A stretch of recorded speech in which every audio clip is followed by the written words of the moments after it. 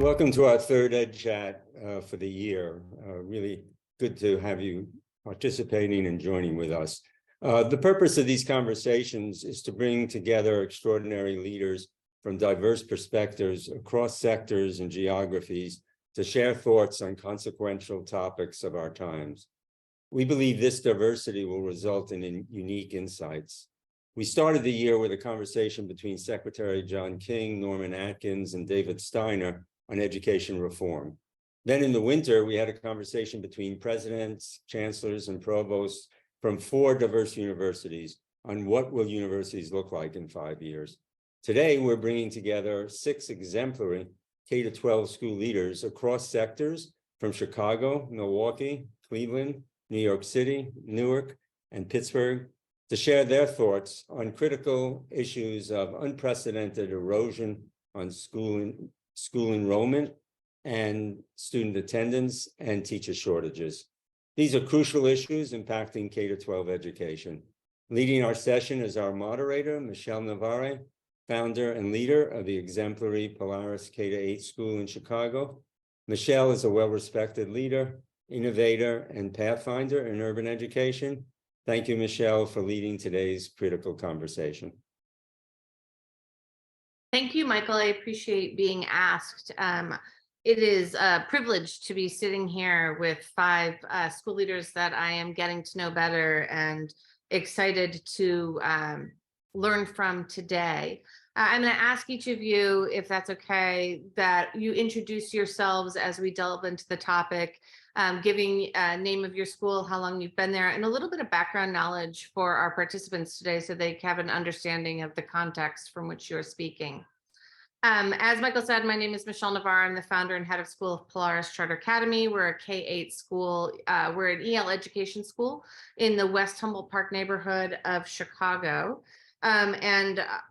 Polaris is a school like all other schools around the country right now that are looking at this moment in U.S. education in facing what I would consider unprecedented challenges. The effects of this pandemic continue to impact our school systems, and as school leaders and administrators, we are navigating new terrain. And so for the purpose of our discussion today, we're going to focus on really 3 areas of concern that Michael outlined.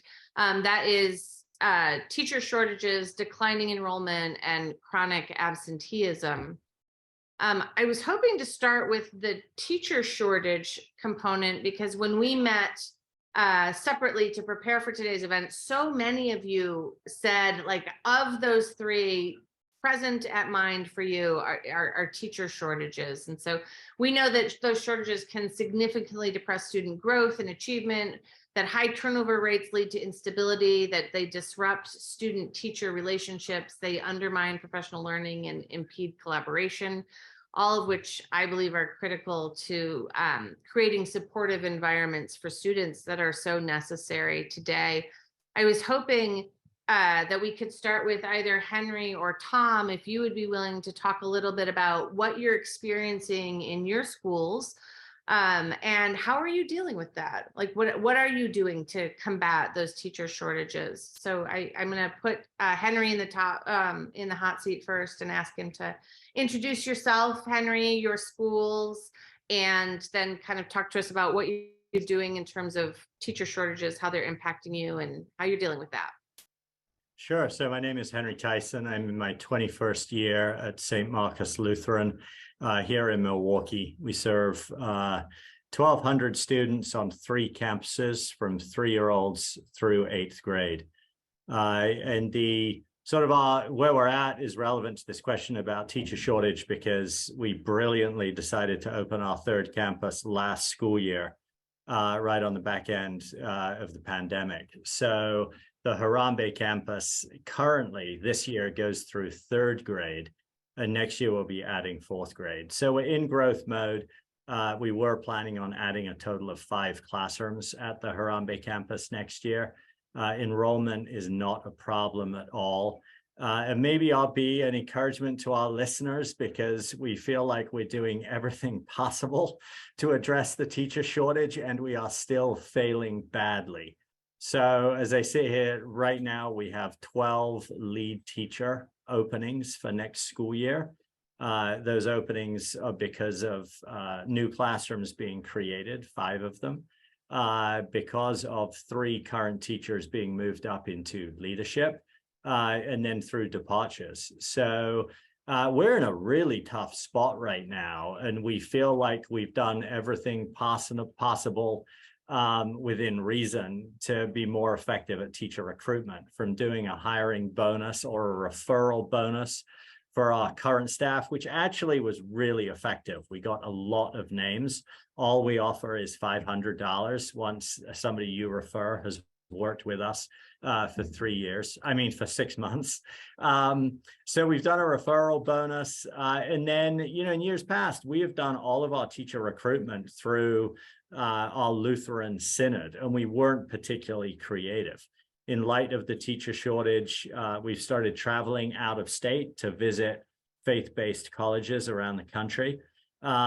We started using WeCan, so these more public platforms for recruiting teachers. We've always had a support teacher to teacher pipeline. We've had an alumni to teacher pipeline. Those things are paying off, but it's not enough. So we have increased salaries, particularly in years 1 through 4, but we're still, as I said, way short. And so now we're starting to think about, okay, what do you do when you're ready to start the school year and you just don't have enough teachers?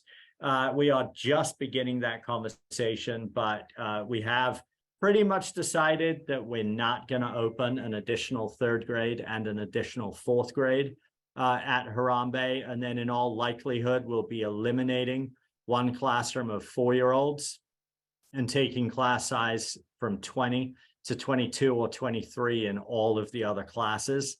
And then in all likelihood, we'll end up doing that at the K-5 level as well. So that action eliminates 4 of the openings. And then we're hoping and praying that over the next 6 to 8 weeks, we pick up some more teachers. That's a challenge, Henry, when I think about having to grow a school, not just with the teacher shortage, with like filling in at a full school, but having to grow a school model. The challenges are compounded in that way. It sounds like you're addressing those in a number of ways. It'll be interesting to see long term which of those is most effective. But thank you for opening us up. Tom, I was hoping that you could jump in and let us know, what does it look like in terms of teacher shortages at your school? Sure. So, hey, everybody, my name's Tom Gill. I'm the president at Urban Community School in Cleveland. We have 750 kids from 6 weeks through the 8th grade. So we start with the child care building and go through the 8th grade. And then we have built an ecosystem of nonprofits that support our families. We have a primary care facility. Legal aid is on campus. Some after school programs are on campus. So think of us as a network of support around our kids and families in Cleveland. We're coming at this twofold. So luckily in the short term, we are fully hired for next year. And that's been a combination of things. Increased pay has been the biggest one, obviously. Competitive health benefits. Our 401k now is 7.6% automatic. So we've done some compensation things that we needed to do, but we're still very concerned. And so what we're thinking about longer term is really delving in with current teachers about different ways to think about time. All of us hear about time every day and how we schedule it and how difficult it is for teachers, administrators. And so what we're asking our staff to think about with us as a leadership team is, what might be a better balance for you? Would it be 9 weeks on, 3 weeks without kids? And then we would run essentially camps with some partners during those weeks so that teachers would have 1 week of planning without kids, 2 weeks off, and then come back for 9 weeks. So that's a model that we're looking at. We're also looking at a scenario where a lot of our after school partners would actually program during the day. With some version of staff, but we would do it in a way that would free up teachers to give them more breaks throughout the week. For example, we work with a group called Near West Theater, great aftercare program. They're available all day, but nobody has really figured out how to schedule them in a way where they could leverage what they can do with kids during the school day. And so looking at different ways to shake that up, embed it more in the day-to-day program and free up some time for faculty and staff, because we know a lot of our teachers' peers who are not in education have a lot of flexibility. They're working from home, they can get to appointments, they can go do what they need to do on a Tuesday afternoon. And so I don't think we're ever going to be fully competitive, but can we be in a healthier position for faculty and staff, and frankly, our admin team, who are just so spent on this, the second to last day of school, right? So. Tom, can I ask you, how is that being received by your current staff, the idea of creating these flexible schedules? So I have been so grateful to see their openness to it. We rolled out 3 potential models. One of them, which was an extended day and a little more complicated, was nixed immediately. But these other 2 models there's a lot of openness to them and a lot of voluntary engagement around the conversation. So I've been here for 13 years, and as we all know, change is hard. This feels possible to us right now. There's a lot of interest. And the way I have talked about it is, we knew this was broken pre-pandemic. The pandemic just made it so obvious that what we're trying to do in these tight schedules is impossible. And so let's not just complain about it. Let's see if there's actually a better way for us to do this. And we're one school, we're independent, so we can be nimble. No guarantee that we'll make a shift, but at least we're going through the process to think about it with teachers and trying to discern if there's a better way forward. Thank you for sharing. I just want to encourage anybody in the chat who is thinking about or working through ways to deal with the teacher shortage, please join our conversation by typing in that chat. We are all looking for ideas. I want to open this up to Maria, Nicole, or Rashid. Is there anything that you are grappling with in your school in terms of teacher shortages, or anything that you're like, this is really working for us right now? And I just want to open that up to the 3 of you.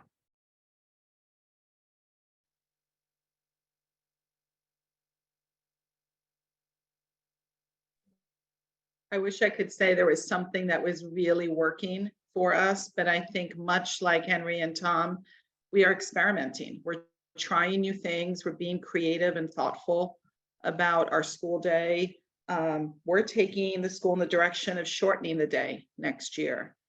And hopefully that will help with teacher fatigue, the stress of the environment overall. I think it may also support students who are here often from 7 a.m. till 4:30 p.m. It's a long day for everyone. So we're hoping that that's a step in the right direction.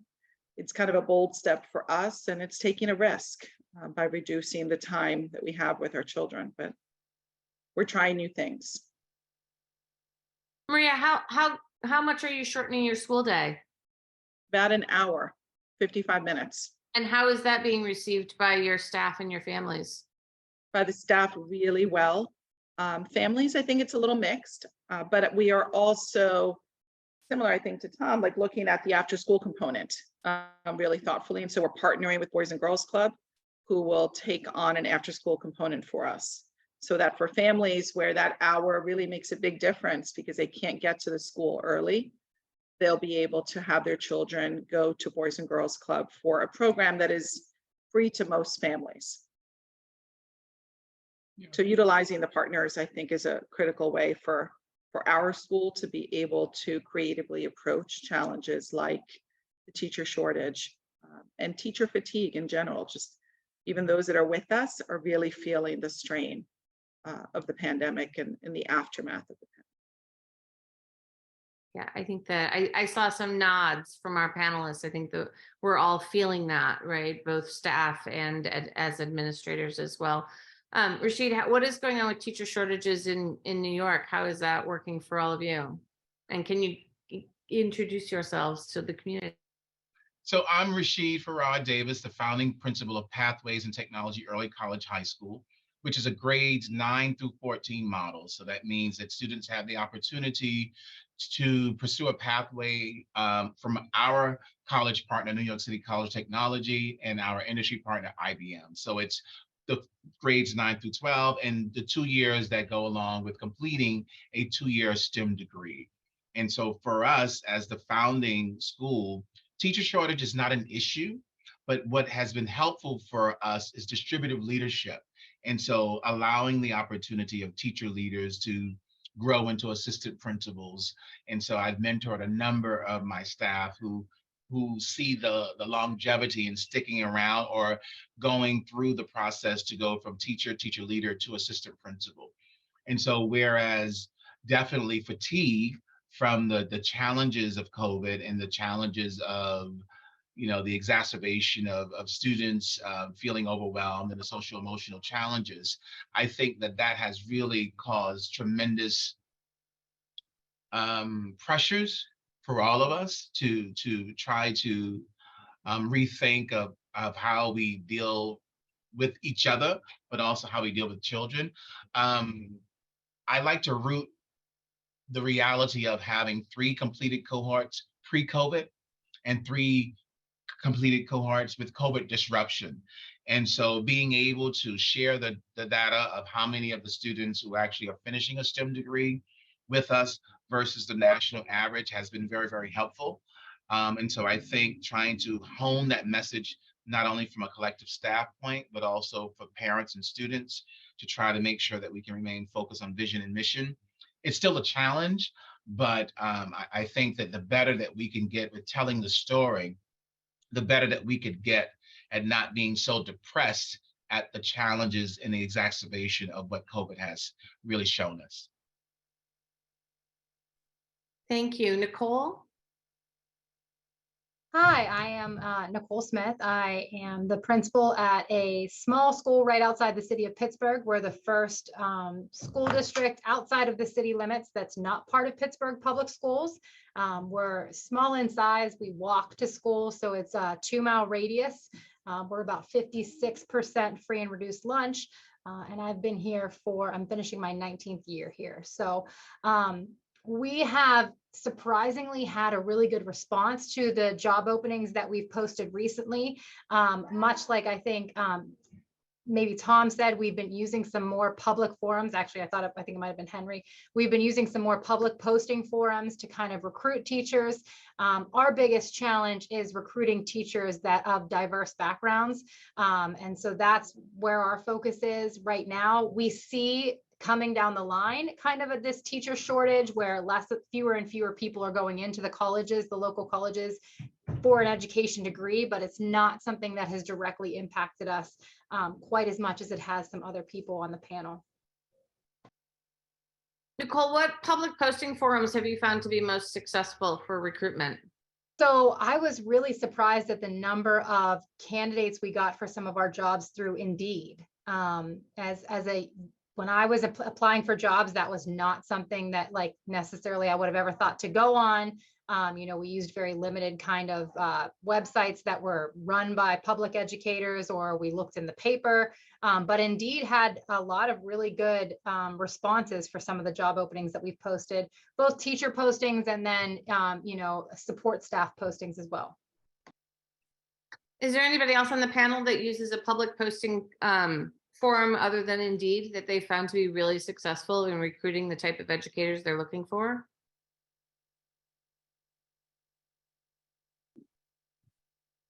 All right, well, I'm going to open that up to our participants as well and say, if you are using a public posting forum that you are finding successful candidates, please share that with us as we are all looking to continue. I know that the teacher shortage is not something that was brought on by the pandemic, but I do believe that it was heightened by it, right? And so knowing that has always been a problem, we continue to look for innovative ways to combat that, to not only find new teachers, but to really hold on to the staff that we have, because we know that the longevity of holding on to a really strong teacher is really good for our cultures, for our students, for our schools. I want to move on to what I think is a topic that goes hand in hand with that teacher shortage, and that is concerns around chronic absenteeism. And I'm going to ask you to talk, you can talk about it either in one of two ways. The idea of student chronic absenteeism, we're seeing that as a country, kids not showing up to school regularly, especially in the primary grades.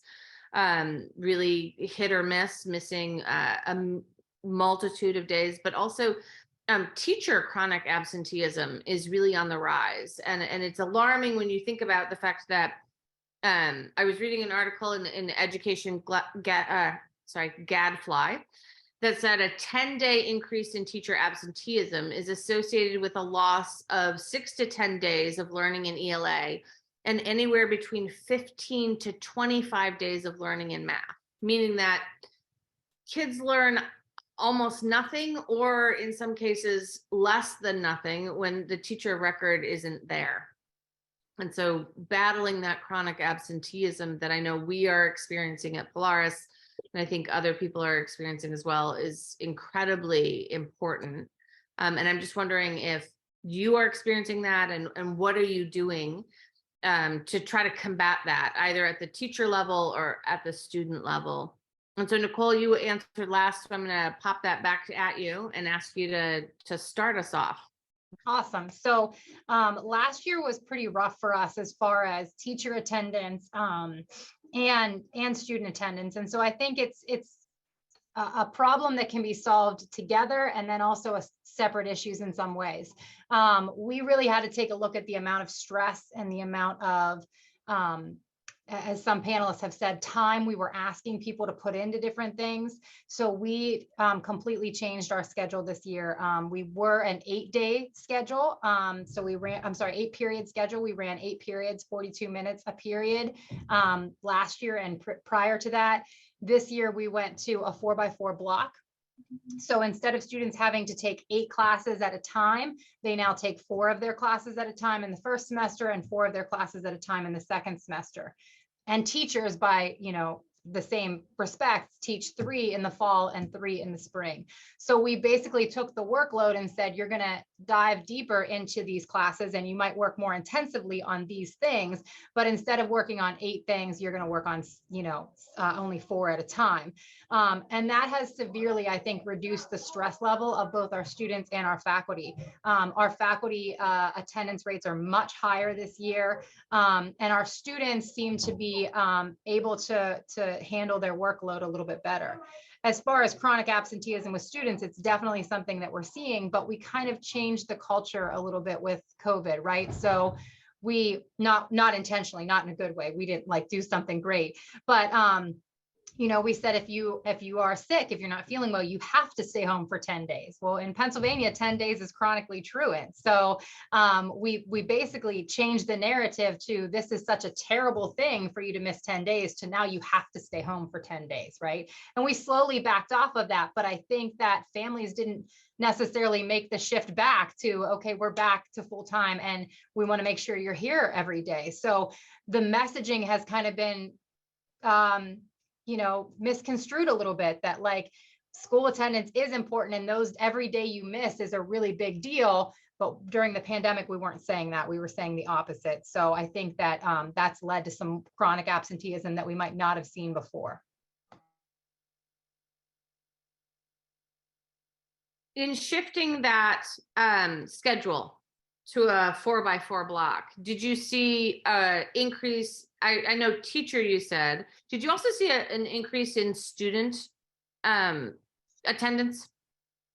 So yeah, we have had, our attendance has been consistently going up. That's a focus area for us. It was something that we struggled with probably pre-pandemic. So our attendance has been doing better. I would say where we've struggled the most is kids who have just kind of dropped off the map, right? So kids who are missing weeks at a time, or kids who just never came back to school when we came back to school. And so we don't have as much chronic absenteeism widespread, but we do have more intensified chronic absenteeism with kids who just are no longer engaged with the school system. anyone else experiencing that chronic absenteeism by students or staff? I see Rashid is nodding his head. Yes. Is that a student or a staff issue or both? Both. We have seen a significant number of students because of challenges not want to remain for grades 13 and 14 for the free degree option. And that is layered with vaccination challenges that have happened, the vaccine mandate that was in place prior to April 2023, which is now have been removed from the City University of New York. But also just the challenges of caring for younger siblings or older parents or other loved ones in their home. And then also those returning to work, meaning our faculty and staff are also dealing with those same challenges. The fear of not wanting to still go home and have someone that you're taking care of become ill because of your now returning to work. And so I do think that that has been a serious challenge for us. We're trying as best that we can support each other and not be punitive with that kind of reality the way we would do with attendance prior to COVID-19.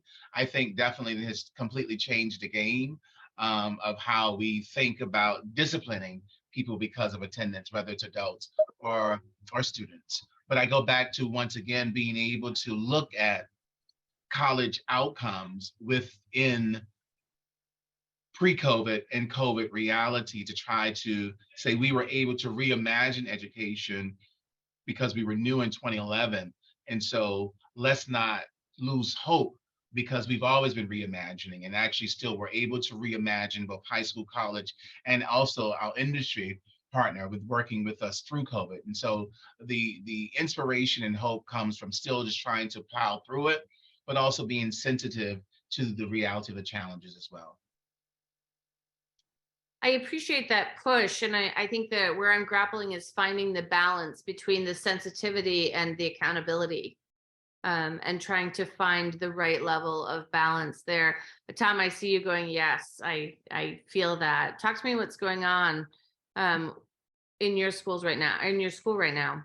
Yeah, so I would just say really, for the first time, we have struggled for staff coverage, for lack of a better term, to look at our whiteboard and the faculty every morning and see who's out and who's covering. I mean, it is like a maze, a lot of days. And the one piece of it that I really worry about is, for the admins that have to make sure everything's buttoned up, and their days are starting very early, and how we think about that sort of wear and tear over time is something that I'm concerned about, because it's a lot to manage right off the bat every day. Phones blowing up with texts about who's in and who's out and all those things. How you manage that, it's just a very practical stress that they feel, that I feel with them. So it's new. And the other thing that we have noticed quite a bit is if we have an after school program or an evening program, it's a lot of our veterans that will stay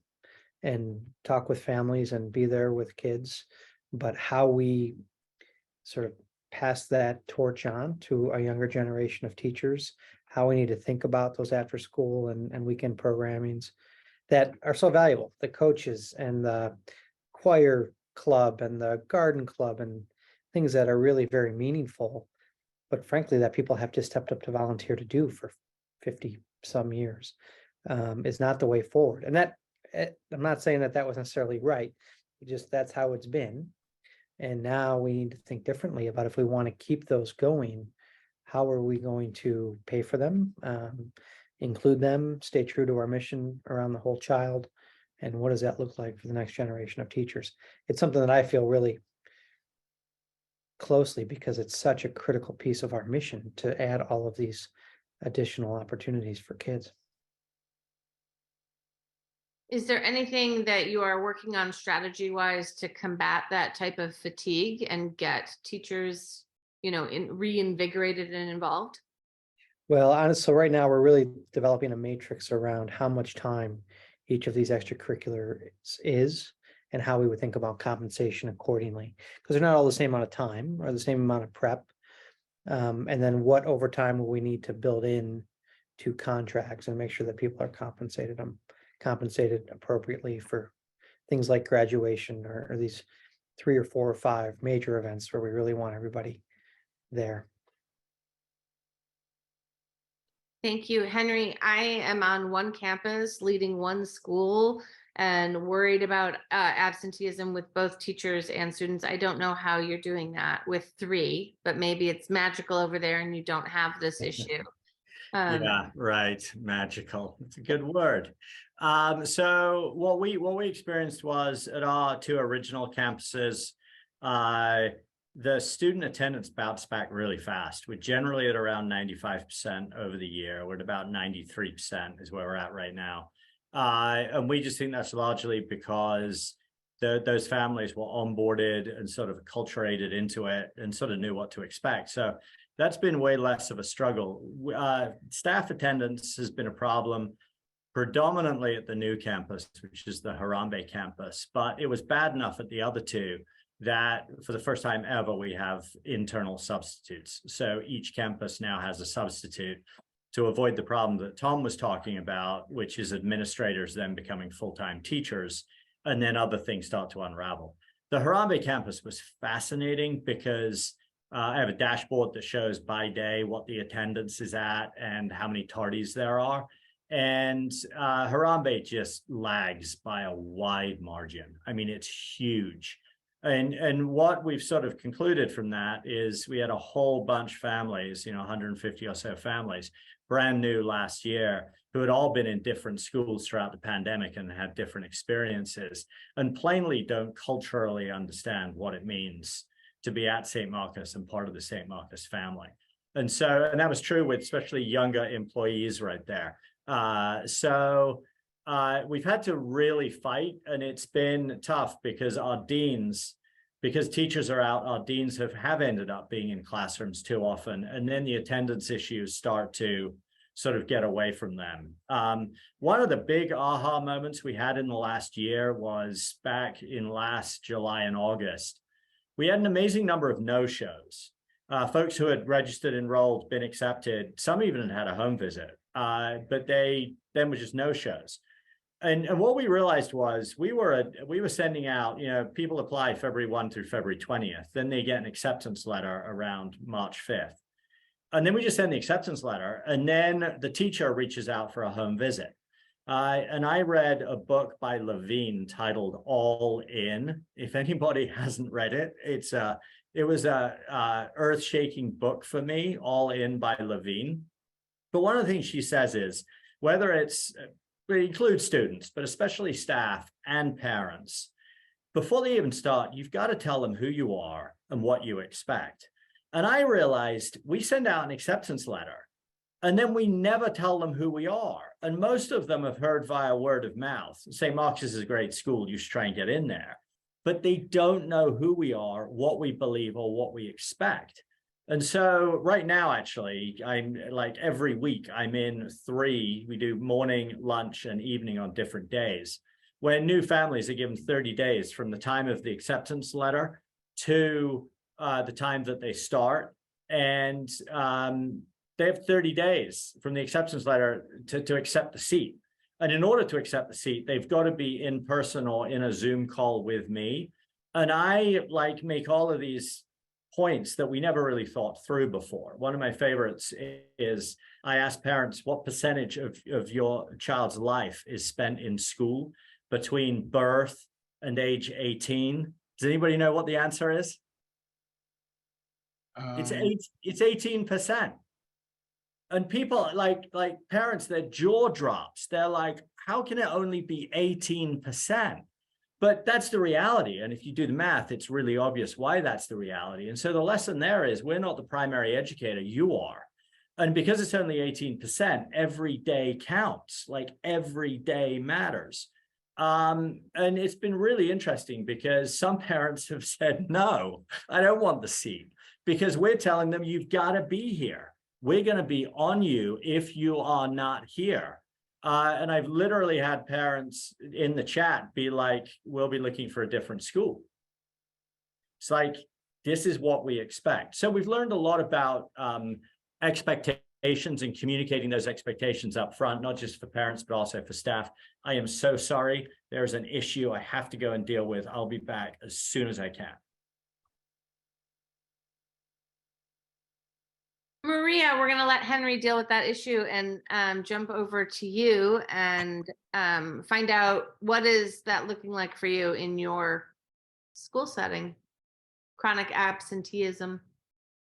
I apologize earlier. I didn't introduce myself. Maria Paradiso from Link Community Charter School. We're in Newark, New Jersey. We are a growing school. And so some of the challenges that we're confronting, I think, are certainly related to the school growth.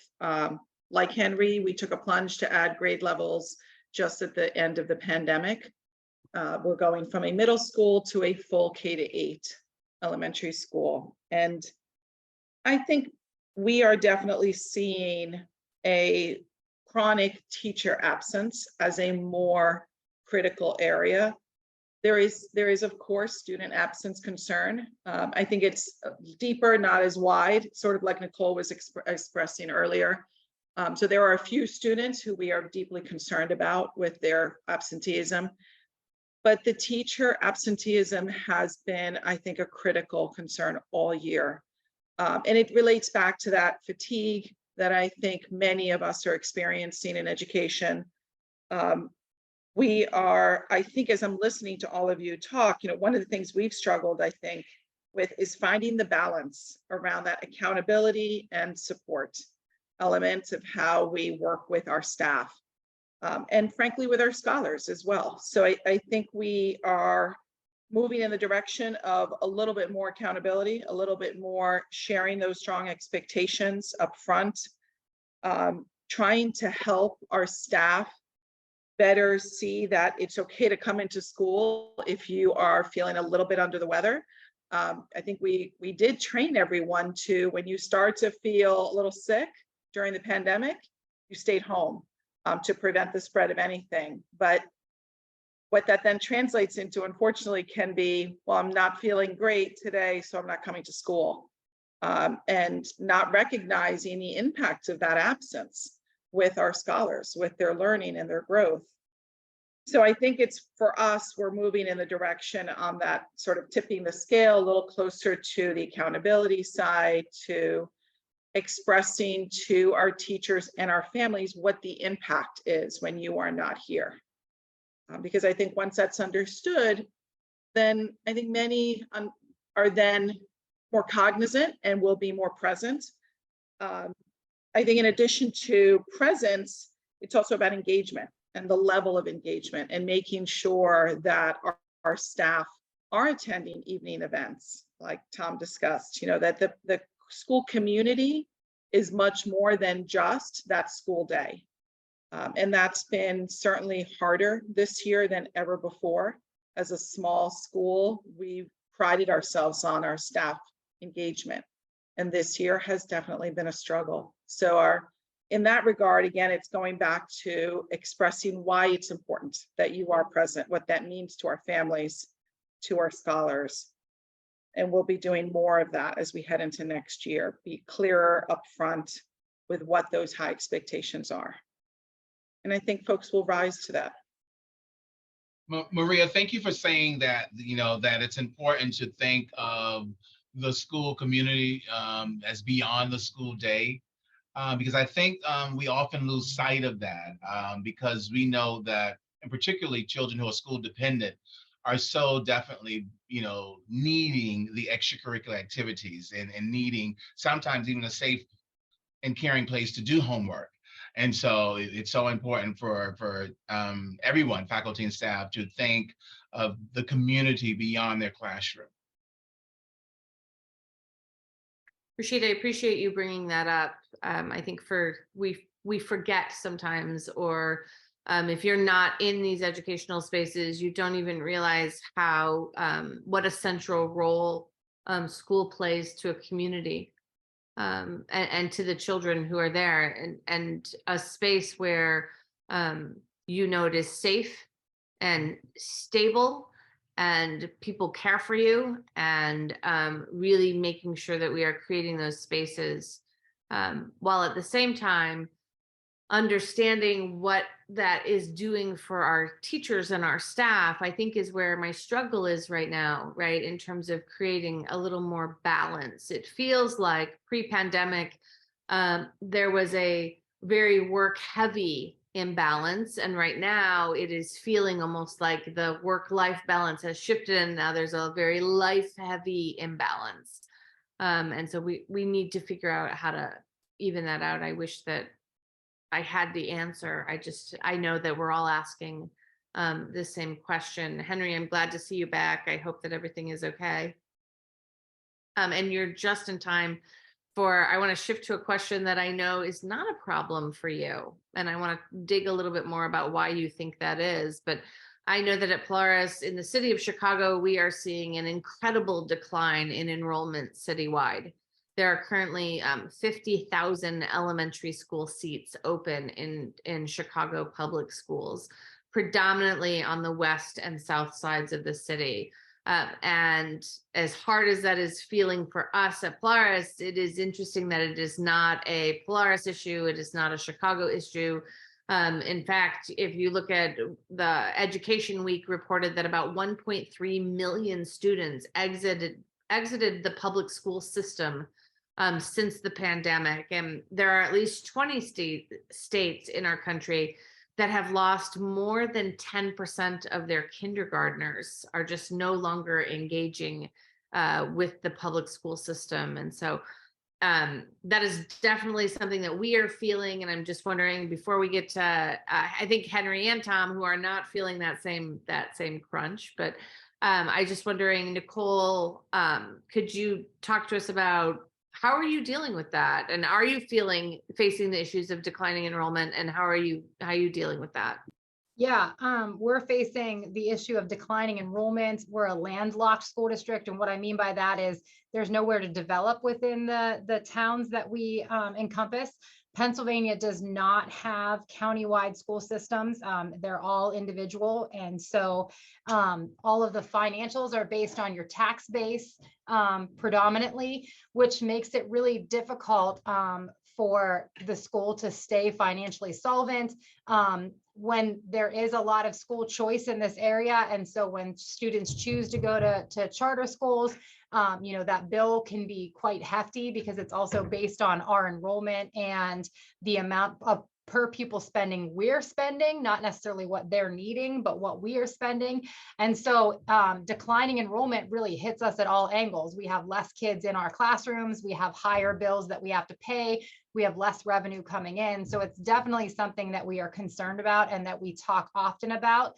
And for that reason, we've tried really hard to make ourselves more marketable in a way that public school probably didn't have to do before. Right or wrong, it just wasn't something that public school had to worry about. And so we do have people who do PR for us now, and we really try to get ourselves out there on a national level and on a local level and make sure that everybody knows, very similar to what Henry was saying, who we are and what we're about, and really kind of increasing the appeal of moving into this area. But some of the problems we won't ever be able to address because they're problems that are bigger than, are we a good school? Are we serving students to the best of our ability? And, are people having good experiences here? Some of them are problems that are statewide that really need to be addressed.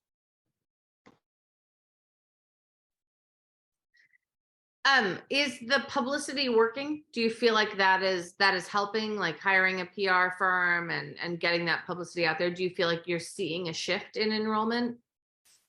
We do have higher numbers of younger students coming in. So where we lose a lot of our enrollment is unfortunately at my level, in the 9th through 12th level, because kids, choose to go on to other areas for sports and athletics. They choose to go into private schools. We did open up our own online school so that we could combat some of the public online cyber schools, or the loss, not that we combat them, but we combat the loss that we were facing as students didn't want to come back to the building. They don't want to be in the public school building. They don't want to be in any school building. And so we did start our own online school, which has kind of stopped the bleed, for lack of a better word, of kids who were leaving us to go to online schools. And we had our first grade over 100 in kindergarten this year. So we are seeing the PR is working. We are having a lot more positivity about our district, and people are leaving less frequently. So in a lot of ways that is working. In a lot of ways, some of the things we've done with online schooling and things like that have helped. That's good to hear and hopeful, especially with that kindergarten enrollment growing so much. Maria, what about you? How is enrollment looking for you? Our 5th through 8th grade enrollment in the middle school is strong. Where we saw an impact, I think, is in that kindergarten that we opened last year, not being able to fill that grade level. This year saw improvement, but still not hitting the mark on total enrollment. And of course, that then kind of mushroomed into the 1st grade as well, that were last year's kindergartners. We are using marketing initiatives, working with a pro bono firm that's local. That has been a huge help, allowing us to sort of rebrand the school from a 54-year-old middle school to now a K-8 elementary school. So that's been part of our challenge. Although we've also experienced so much mobility during the pandemic that we know is related to the pandemic that we just never saw before, with students coming from out of state and students leaving to go to other states. So we saw it in both directions, and that's gotten a little bit better this year, but still is an issue with increased mobility. I think we are starting to turn a little bit the mindset around building some of those scholarly attitudes that I believe our scholars lost during the pandemic, especially those that were home full-time on remote instruction. So that's part of the work we're doing, is rebuilding that. Maria, say more about that. What do you mean the loss of a scholarly attitude? I think knowing that you are in school, right, versus being home. I think for some, it was being home meant you could turn off your camera and go do something else while the teacher continued with a lesson. It meant you could work at your own time and your own pace, that you could get up and go to the refrigerator and get a snack when you wanted it.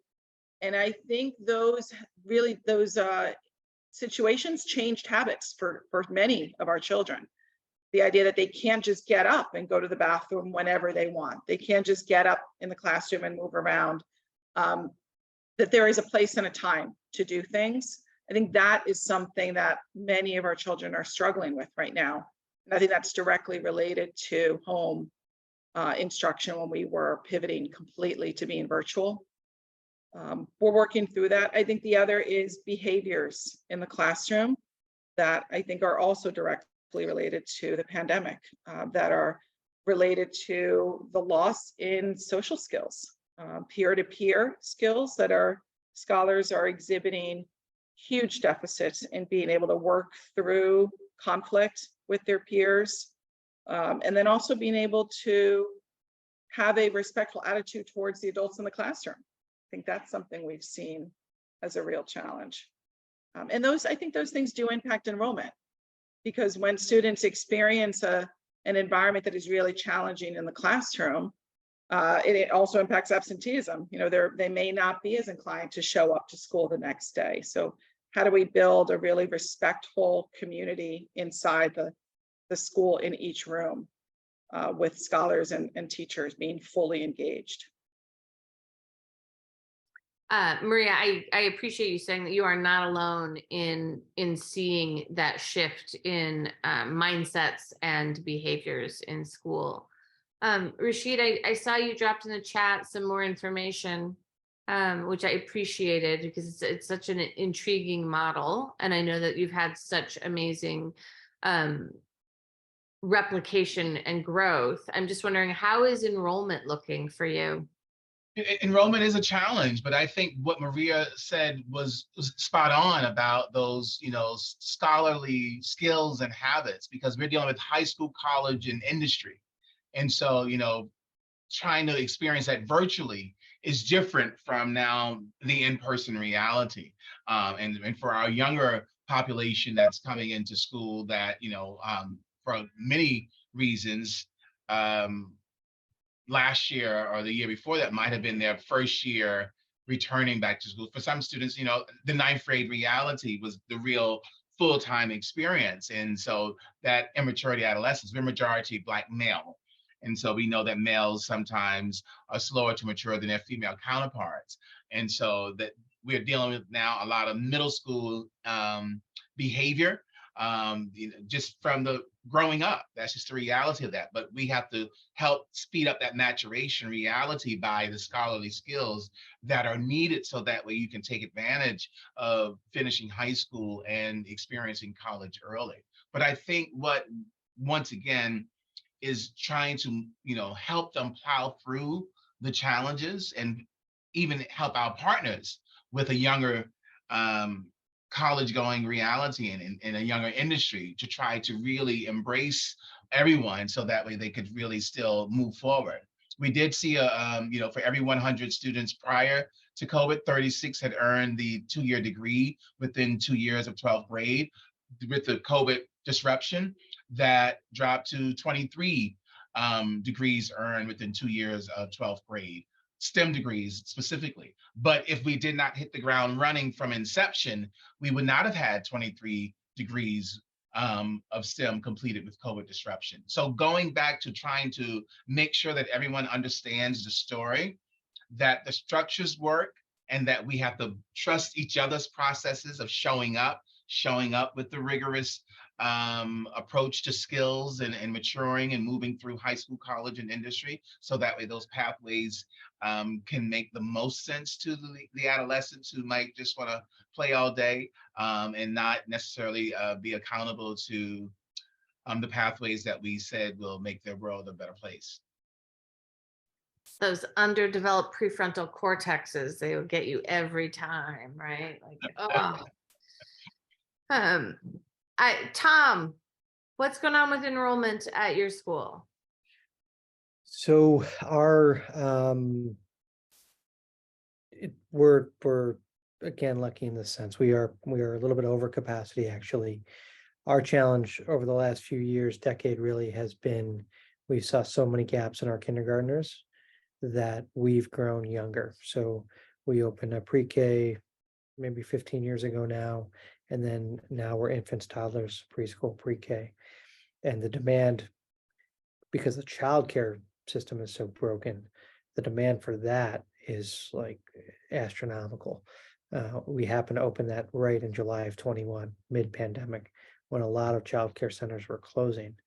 And so we have a lot of consternation around that building because there just isn't anywhere near the supply that the city needs.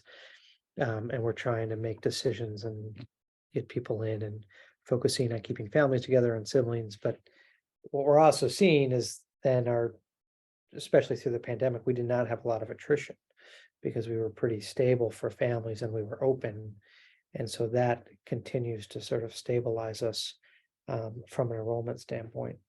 The harder thing for us is just knowing that we can only serve 750 kids, honestly, and trying to sort through how we prioritize families that really need us from an economic standpoint first and foremost is hard. We also happen to be in a gentrifying neighborhood and have a lot of demand from higher income families really for the first time, but that isn't always aligned with our mission.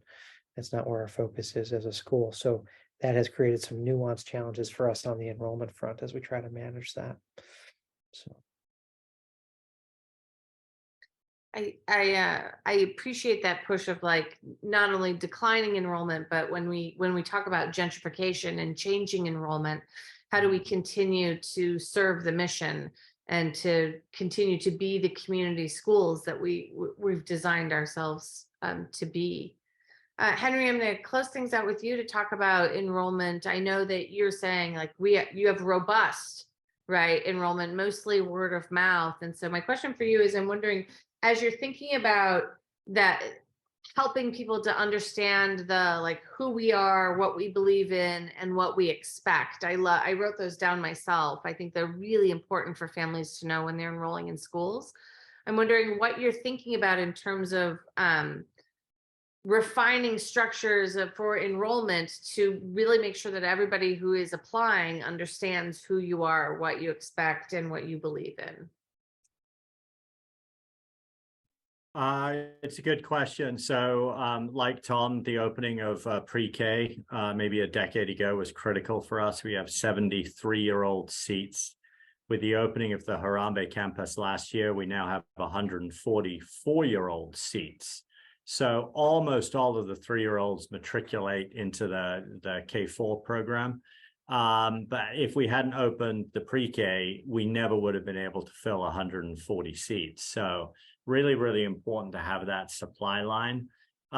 In terms of like communicating to parents who we are and building a culture around a clear vision, these parent onboarding sessions are the first step. We're going to back that up now by building out a platform on our website that provides parents with resources that they can access, that tells more about the 82% of the time that they have, where sleep, nutrition, and screen time are the 3 critical issues. We're also building out a community engagement team. Currently, it's 2 full-time employees. You may lose me, my internet's going in and out. But 2 full-time employees who are helping connect parents with mechanisms for success. And that, I don't know if you can hear me, but that includes access to debt relief, to credit repair counseling, to becoming homeowners. And so we're narrating this whole concept of when you join the St. Marcus community, it's about having a growth mindset, personal development, and becoming a better person alongside your children. So, for example, this year we saw 7 families become homeowners through Habitat for Humanity, directly through resources that they connected with at the school. And that's, it's just, we're moving to a point where we view ourselves less as just a school and more as an organization that comes alongside families to try and address the whole sort of family issue.